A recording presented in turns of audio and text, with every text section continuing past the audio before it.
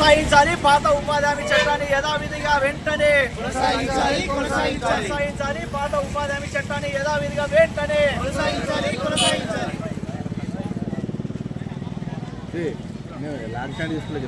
రద్దు చేయాలి నూతన ఉపాధి హామీ చట్టాన్ని బిల్లును వెంటనే రద్దు చేయాలి నూతన ఉపాధి హామీ చట్టాన్ని బిల్లును వెంటనే రద్దు చేయాలి నశించాలి కేంద్ర బీజేపీ ప్రభుత్వం వైఖరి నశించాలి కేంద్ర బీజేపీ ప్రభుత్వం వైఖరి రద్దు చేయాలి నూతన ఉపాధి చట్టం బిల్లును వెంటనే రద్దు చేయాలి నూతన ఉపాధి హామీ చట్టం బిల్లును వెంటనే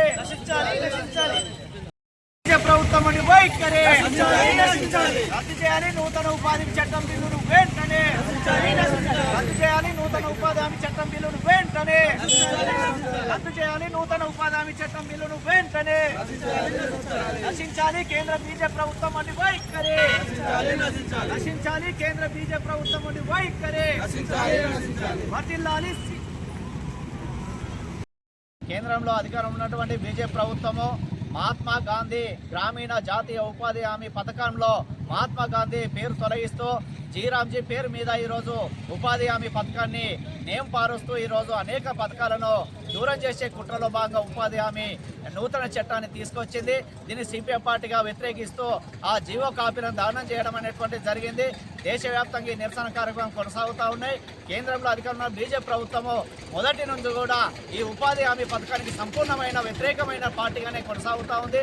వారితో పాటు ఈరోజు ఉపాధి హామీ పథకం వలన ఎస్సీ ఎస్టీ బీసీ మైనార్టీలు ఉన్నటువంటి పేదలకు ఎంతో కొంత ఉపశమనం కలిగించినటువంటి ఈ చట్టం మార్పుకు కేంద్ర ప్రభుత్వము ఈరోజు కారణమవుతా ఉంది. వారితో పాటు గ్రామీణ స్థాయిలో ఈరోజు నిరుద్యోగులు ఉపాధి కావాలని దరఖాస్తు పెడితే 15 రోజులు ఉపాధి కల్పించకపోతే నిరుద్యోగ వృత్తి చెల్లించాలని చట్టం ఉంటే దాన్ని కూడా ఈ నూతన చట్టంలో రద్దు చేసింది.